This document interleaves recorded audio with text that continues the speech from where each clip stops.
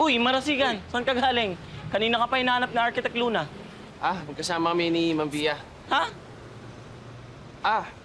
May inutos na siya sa akin tapos may pinuntahan kaming site. Bakit ba? Naku, yung kaibigan mo nanganganib. Ha? Sino? Pinagbigyan na kita, Nika. Pero palpak pa rin.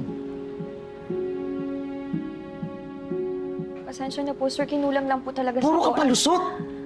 Sorry po, sir. Hindi na po mauulit. Gagawin ko na po yung... Madidili na naman tayo sa schedule dahil sa'yo.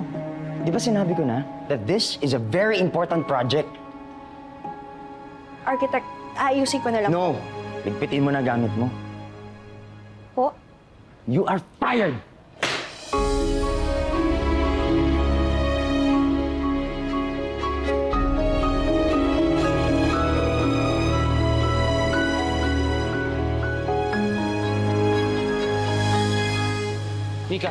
Nika, teka lang.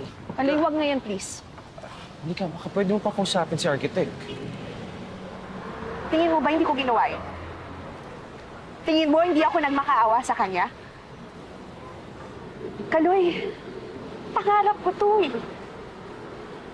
Buong buhay ko tong pinaghirapan, tapos ito na yung career ko, nakakahon. Nika, kumbinsihin mo siya. Sasamahan kita. Sabihin ko sa kanya na tutulungan kita para mas mapabilis, ha? Sige na, tara na. Alam Usapin natin, mo, sir. kung paraan mo lang to para bumawi sa akin dahil nagigilty ka sa ginawa mo sa akin noon. Please, itigil mo na yan. Hindi ka nakakatulog.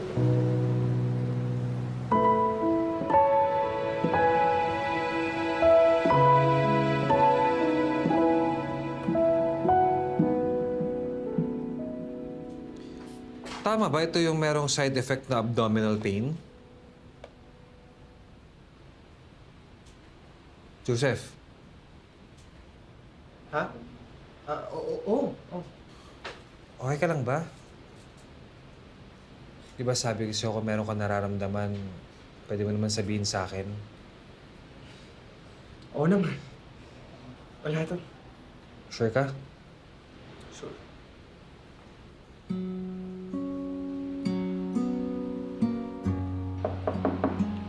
Come in. Dok, tumawag po si patient Bautista. Naka-upload na raw po yung mga results ng mga test niya. Sige, napakasabi, titinta ko na lang. Nagpapa-appointment po siya para bukas kung okay kayo.